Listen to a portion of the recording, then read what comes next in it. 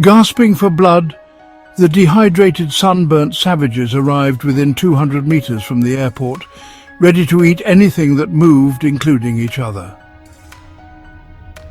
The time was fast approaching 9:30 in the evening, but patiently they waited for their leader to signal an attack, which, for no apparent reason, he prolonged until the stroke of midnight, commanding his demons to unleash a no-retreat or surrender-styled cannibalism assault, taking the military personnel stationed in and around the airfield by total surprise. No one could have prepared them for the horror that came their way. In fact, there was no mention in any of the contracts they'd signed, expressing they could be subjected to fighting flesh-eating madmen and women. And if they only knew who was coming for dinner that evening, they would have cancelled all flights and abandoned their posts, at least a day before.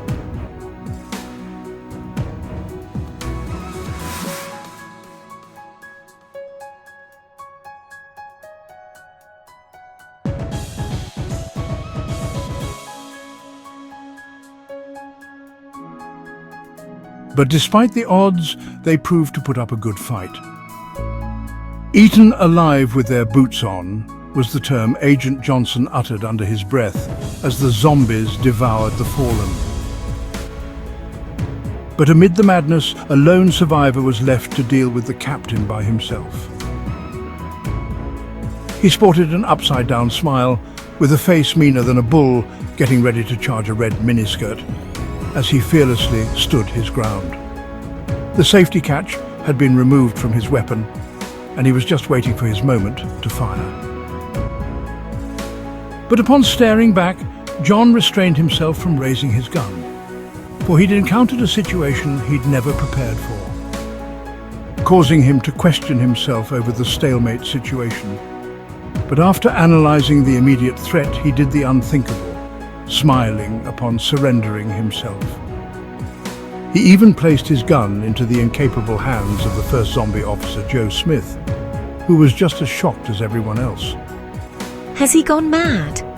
The zombies argued among themselves, but then again, he'd always been insane.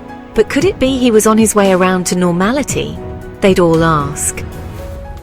The look on John's face told an unfamiliar story, for he was actually horrified by what he was seeing. And after slicking back his hair and shaking his head in disbelief, he mumbled among himself. "That's why them dirty, rotten savages left him to me. He's just a boy, for Christ's sake. Someone's made a mistake. His mum will have a heart attack if she sees him pointing a gun at me. The little shit must have lied through his teeth to get himself here. He can't be more than 15 years old. His boots are as tall as him. This is so wrong." After pondering the situation, the Cap decided the best course of action to take would be to do nothing, for it was as clear as sometimes women say no when they mean yes, please, that Captain John Stevens wasn't desiring to kill or convert young kids into zombies. He knew he'd have to eventually, but just wasn't in the mood for doing it now, as he pleaded with his inner self, hoping the kid soldier would run off to his mother, or just pee off somewhere where he couldn't see him.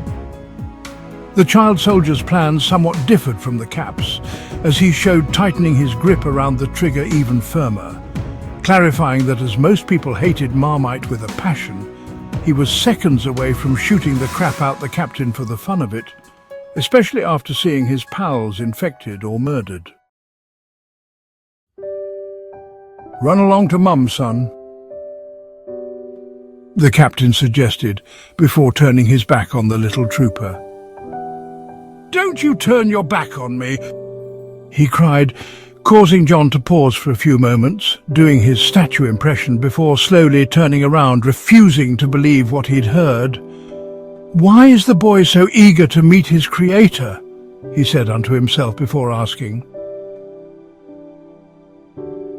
"What part of running home to your mother don't you understand?" "Mum's not at home," the fearless young-looking soldier shouted whilst opening fire, shooting with his heart and soul, causing the Cap to dance like James Brown. "Die, you son of a bitch!" he yelled, as John just finished doing the moonwalk and remained standing with a smile on his face as bullets passed through his body without stopping. Moments later, the child ran out of ammunition, but reloaded quicker than you could say "Happy New Year" and fired, hurling some dreadful abuse. Again, John kept his cool and stood his ground. "Let me know when you finish, son," he said, as the demented kid emptied his last round and went to the floor on his knees, exhausted. "Why can't I kill you?" he pleaded, as if about to have a nervous breakdown. "I don't have the time to die again, boy. I've got too much work to do." "Who the hell are you?" "I'm the captain, and you'll be taking your orders from me. That's if you want to follow us. You could take the short and easy road, kid, or the long, hard one. The choice is yours." "What's the easiest way out of this mess?" "Let me bite you and grant you some of my power. You've got courage, and it's people like you this team I'm putting together needs. Join me and live forever, or have it your way." "What's the alternative?" the child soldier asked, wishing he was at home watching The Wizard of Oz with his mother. "I'll give you a minute to run as far away as possible, but be aware I'm an excellent shooter. I can shoot under immense pressure with a 100% accuracy, quicker than you can sneeze. You have my word? I won't touch my gun until you're at least 60 seconds elsewhere. The choice is yours."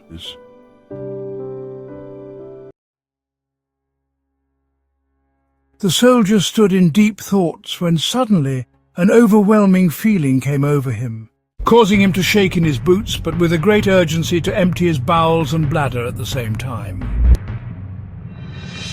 As he continued to battle with his exhausted heart beating away to make the right decision, unfortunately for him, the problem had just gotten worse. For he'd just realized he's been surrounded by half a dozen zombies, gazing at him with blood dripping from their mouths. Panicking, he begins to run like Usain Bolt, but at least 3 times faster, breaking every Olympic running record ever set, while so nearly leaving his combat uniform, helmet and boots behind.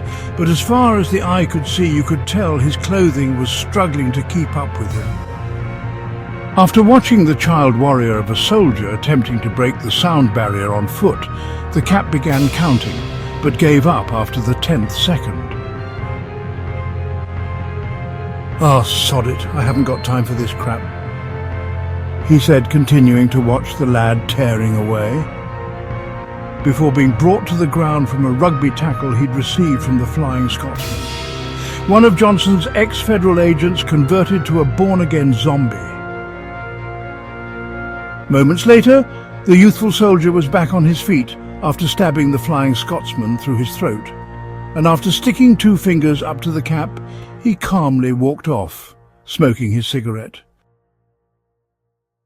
"I don't think we'll be seeing him again," said the first zombie officer, who couldn't speak.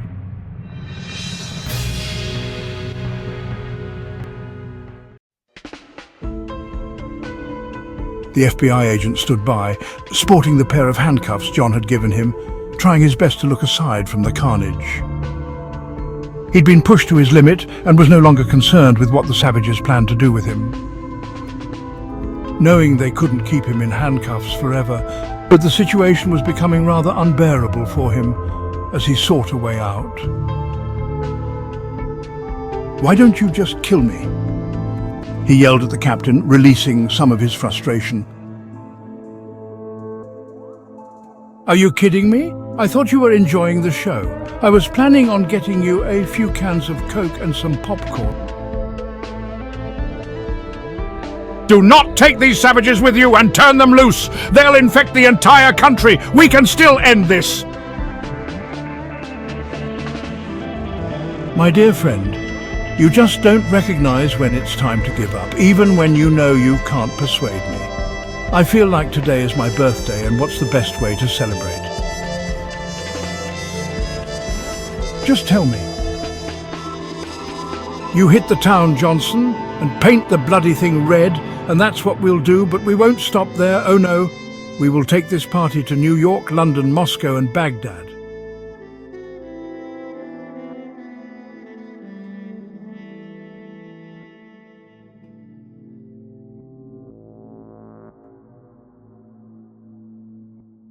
Why Baghdad? I don't know, it just sounded good, but that's beside the point. All of you uninfected humans will eventually become tomorrow's history lessons. In fact, you're all living on borrowed time. If I don't come around and infect you today, I'll get you tomorrow. And I won't stop until the entire world bows to me and worships me as their new god. A week later, the savages emerged from the desert, and under the captain's supervision, they took turns to pole vault the Trump War, making their way into Mexico.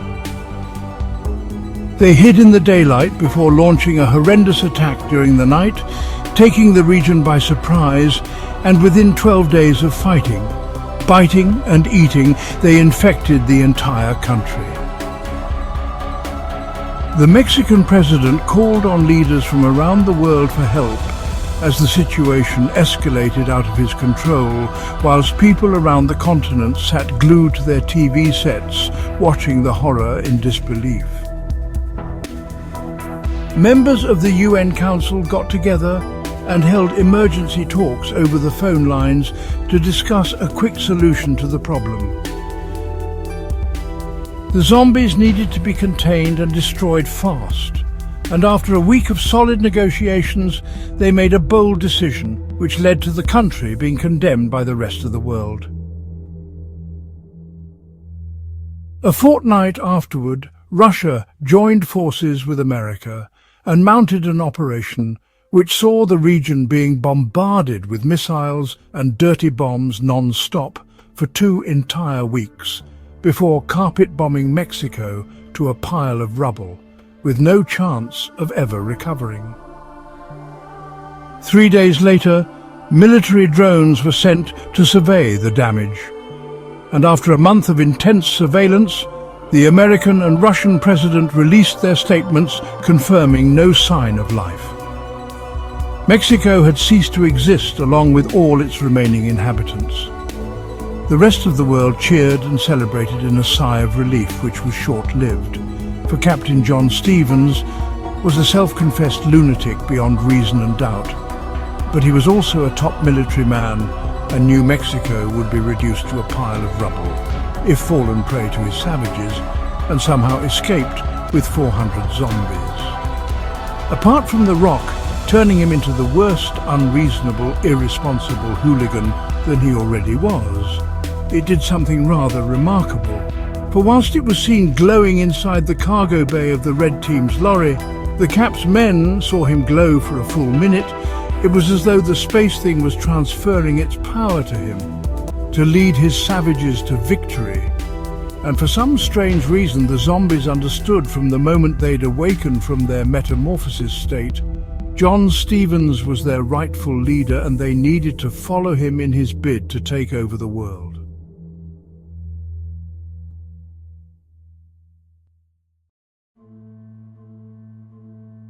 Lying low at a secret location undetected for a month and a half, the Cap held a conference meeting with his army of loyal dead men, and once the discussions had finished, he ordered them to accompany him again as they'd travel throughout the nights, infecting anyone who crossed their paths. He even selected 100 or more of his deceased infantry to carry out special tasks, which involved hiding in ship containers and lorries to cross the borders and move from one country to the next, like undocumented migrants do so well without being caught or detected. And just like God, he ordered his savages to go forth and multiply. 2 years later, the zombie army had grown from hundreds to thousands, and eventually millions. They traveled to most of the globe, leaving a plague of flesh-eating zombies behind. On government orders, major cities had been destroyed worldwide, which was done in vain to stop the dead cannibals from taking over the planet, as the world leaders realized they were fighting a losing battle and fled with the kings and queens to secret underground bases for their own safety, leaving the rest of humanity to fend for themselves, causing the remaining military that stayed behind to fight alongside the civilians, and together they formed the resistance and stood their ground.